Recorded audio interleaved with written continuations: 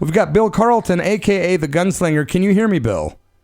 Yes, I can. Sounds good. All right. And sounds like very clear, coming in very clear. And you're up in Bend, correct? That is correct. God, it's been years since I made a road trip up to see you, but you sound... Oh, I know. You need to get back and see us. We were just talking about Pat Benatar being just about ready to be over with, and you're like, oh, yeah, they're old friends of mine. Yeah, I knew Neil and Pat from many years. I've done a bunch of shows with them. That's crazy. Are they pretty cool people? Neil is one of the greatest producer and guitar players in the world. Wow. Sister Tracy was looking at your list of different people you've worked with last night, and we were talking about Joe Perry from Aerosmith. What capacity did you know Joe? Because Tracy's a big, long-time fan. When he got kicked out of Aerosmith, I did a bunch of dates with him with the Joe Perry project. Oh, I bet that was an interesting time period.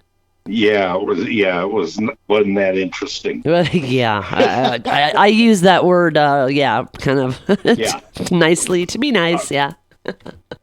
I'm glad Joe and the band are doing well, but at that very time, Joe wasn't in very good health. Yeah, he went through some troubles there, but I saw him a couple years ago with the Hollywood Vampires, and he looked like he was doing pretty good then. So hopefully, Joe's 100% right now. Good deal. Good to hear. Yeah. Who are some of you've worked with so many, man, as we've had these great discussions, you and I, and you've been on the show before also. But who are I know it's generic, but at the same time, it's not. Who are some of the people that jump out that you've worked with over the years that immediately come to your mind that are some of the biggest or coolest experiences? Richard Lloyd. Mr. Richard Lloyd, the band Television and so many other things he's done. Who's going to be on your show next week? I know. We're excited, man. And also Hubert Sumlin, of course. How did that come about?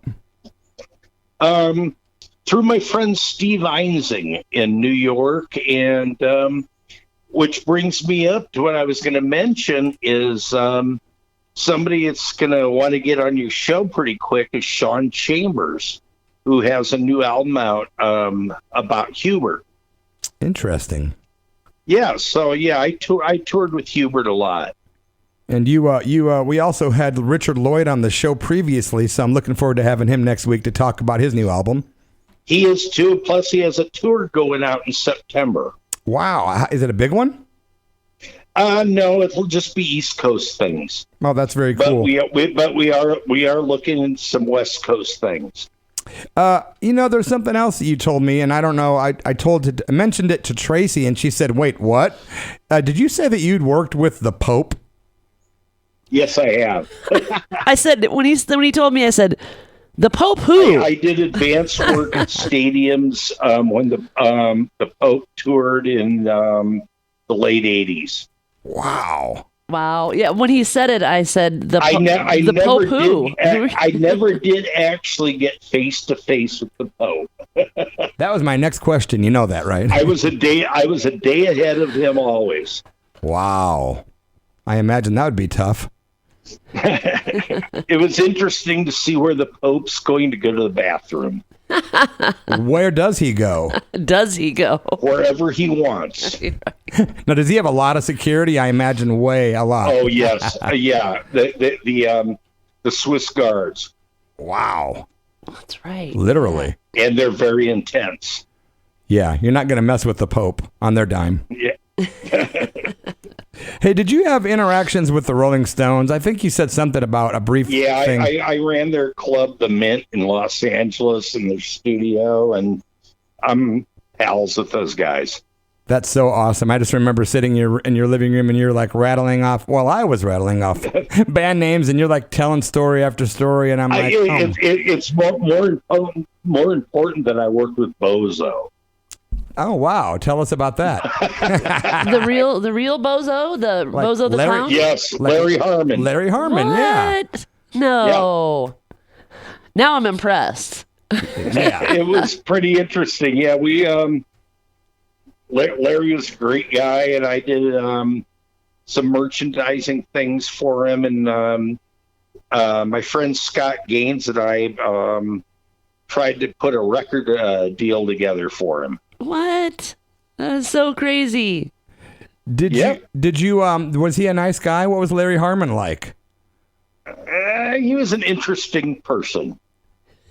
That's the same word I used. Interesting. Hey, at least you're a nice guy. You know how I use that word. Yeah.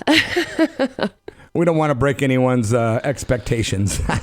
Well, because we're from, originally we lived near the city of Chicago, so he was. We're all from Peoria, right? Yeah, so he was a big deal. So I was just letting our listeners know. For us, but actually, the bozo huge. In Chicago wasn't Larry Harmon. Right. Oh, okay. I do know my bozo history a little bit. See, you guys are educating me on Bozo the Clown.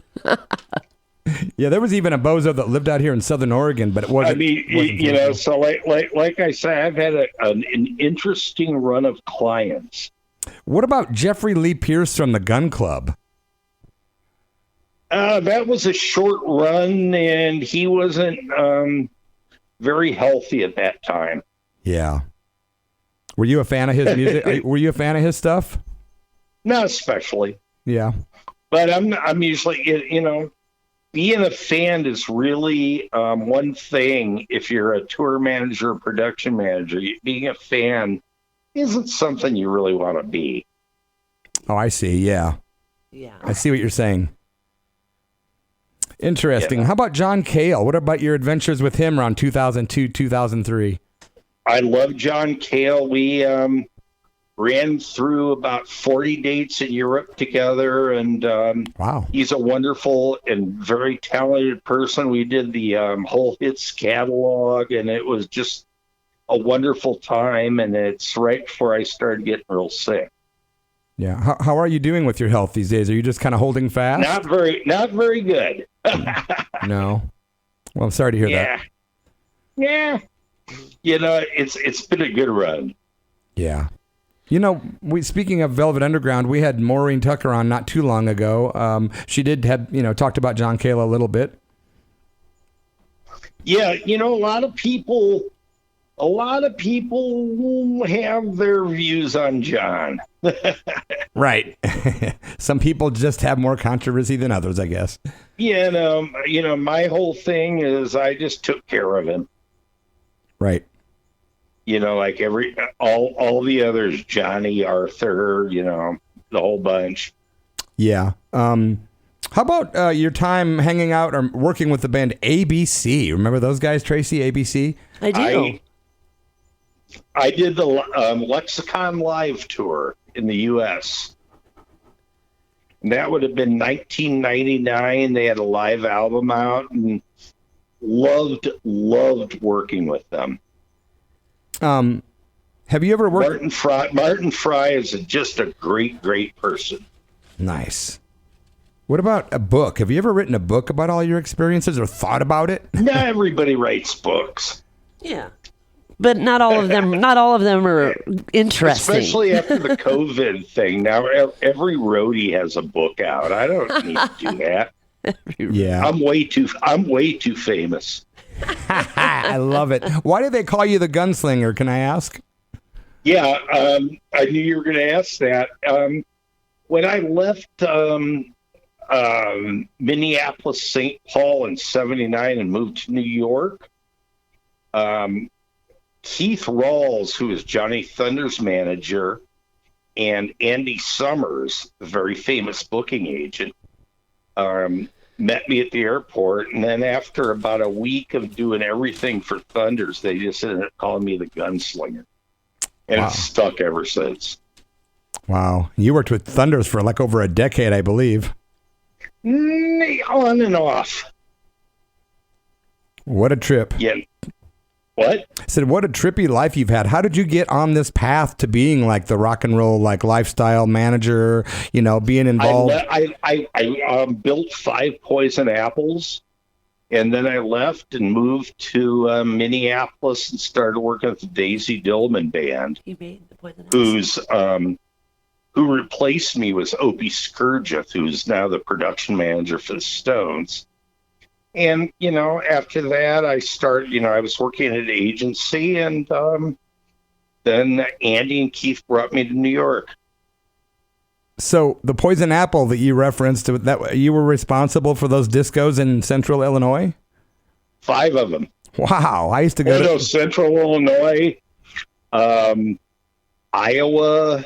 Yeah. Five different apples I opened. Wow, I didn't know that. My older cousin at one time worked for the apple in one of the apples in Peoria. That's interesting. Small world. Well, that was my first big thing right there. I was the DJ at the Apple in Peoria. Trip. Yeah, there was one guy that played there years ago. I can't remember his last name. I've been wondering for years. His name was Monty. He had like curly hair. He was super bizarre and real like eccentric. My cousin said that was way past my time. Okay, because she's like, he had to have his whole dressing room filled with fresh fruit. I go, who the hell was that? Well, I've done that, been there, done that. Were you responsible for many bands' writers, like things they wanted, like backstage and things like that? I write the writers. Oh, interesting. Yeah. Any particularly bizarre ones that you remember? No, I don't make my shit bizarre. That's for people that need attention. I gotcha. The green M&Ms must be separated from the brown. Yeah. Well, that's a really good story, because the reason for that is to see if the promoter is paying attention. Ah. Interesting. So you see the green M&Ms every once in a while. In a writer, I'd put in something weird, like a blow-up doll backstage. Is the promoter paying attention? Because if he's not paying attention to your writer, he's not paying attention to your production. Beautiful. Very genius. What about Mighty Joe Young? You worked with him. I loved him so much. One of the greatest blues guitar players ever, and managing him right toward the end was just wonderful. Just a good dude, huh? He was just phenomenal. I remember, though, his wife won the lottery, and I went to his house once in Cicero, and all his furniture was covered in plastic. Strange. Yeah, Mrs. Young. Oh, one of those types. Yeah. Yeah. Not like me or you. No, heck no. I'd be jumping. But yeah, I love Mighty Joe. He was great. Did you ever have any kind of experiences with the Bay City Rollers by chance? No, unfortunately, but have always been a huge fan, and I'm so happy that you're doing stuff with Pat. He's listening right now, as a matter of fact. He texted a while ago and said hello. I love their band. I love him, and cheers to you, Pat. Awesome. Bill, meet Pat, Bill, Carlton. Now you officially have met. That's so cool, man. Transatlantic. How about Sean Chambers? What about your time working with Sean Chambers? I love Sean. Like I said, Sean was the band leader for Hubert Sumlin. Oh, that's right. Okay, yeah. And like I said, I'm going to get you and Sean together next week. Okay. He has a new album out, which is number 10 on Billboard. Wow. I'm in. Yeah, I'm interested. And it's a tribute to Hubert Sumlin. Okay. I'll have to make a note of that. I love Sean. He's one of the greatest young blues guitar players in the world. Wow. Speaking of young, they're not new now, but there was a new rock band that came out when I was still doing corporate radio called Edema, and you worked with Edema. What was the connection there? I did their tour, 2002 Ozfest. I was their tour and production manager. Wow, yeah, that's about the time I was playing them on the radio a lot. Yeah. Yeah. It's when Marky was still in the band. Oh, I see. Did you have much dealings with Sharon Osbourne, being that you worked with the Ozfest? Well, another quick funny story. One time Edema was on stage and had some girls come on and took their tops. So I walk off stage with the band, get them on the bus, and a cop comes up and says, are you their tour manager? I said, yes. He goes, you're under arrest. About 10 minutes later, Sharon pulls up in a golf cart, says, "Get in, we drive off." Wow. So she saved you somehow. A lot of people have bad things to say about Sharon, but she's always just been a champ. Definitely knows her business. Oh, absolutely. Have you worked with any of the Sabbath or Ozzy or any of those guys? Well, just during Ozfest in 2002. Yeah. Yeah. Awesome. So, but during that time, my pal Opie was the PM for Ozzy. I see. I know you still take care of Richard Lloyd. Is there anyone else in the music business? Well, I don't really. I'm retired, as you know. I just try to do stuff once in a while. After we got done with the album cycle on Richard's record, it kind of went away, and then the person that put the record together, Ben Ewing, passed away, and so I kind of like to look out for Richard and do stuff for him when I can, but I am by no means his manager any longer. I'm completely retired, and in about another month it'll be 2 years. Wow. Well, at least you stay busy helping out with Richard. And what did you think about the current loss of Dusty Hill of ZZ Top? Dusty was a great guy. I've had a few shots with Dusty in the past, and he's a great guy. But the good thing about it is my old buddy Elwood Francis has taken over playing bass. Elwood was Joe Perry's tech and Black ZZ Crowes Top's tech for 20 years, and he's taken over for Dusty. So that's going to be good. You're going to like it when you see him. Yeah, when I recently checked out a video that I think it was the show he filled in for when Dusty went home, and I was kind of actually surprised at the way he looked. I wasn't expecting that. Well, yeah. When I saw a picture of Elwood, I was surprised too. Cool looking dude, man. But you know, he's the guy. They're going to keep going. Elwood's a great player. Yeah, he is. He's a phenomenal player. I watched the video and I listened, and I just thought they're not going to miss a step. No, and just like Dusty wanted it, not going to miss a step. Yeah, that is what Dusty wanted, and like I said, he looks like he belongs in the band anyway. I know. Elwood's so funny. Yeah, he looks like a guy who probably has a great sense of humor. I've known him for 20 years. Interesting. That's great.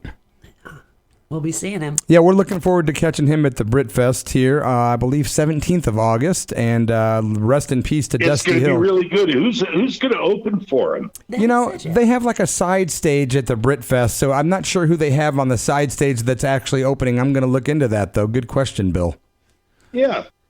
Yeah, man. It's always good talking to you. The last time you were on... All right. I'll let you guys get back to your show. Reverend and... Sister Tracy, always a pleasure. Yeah, last time Bill was on was at the KZZE days back in Medford years ago. That station's not even along any longer. They're gone, but we're still here, and maybe you could come back on down the road, Gunslinger, and tell some more tales. Yes, because we've got we will.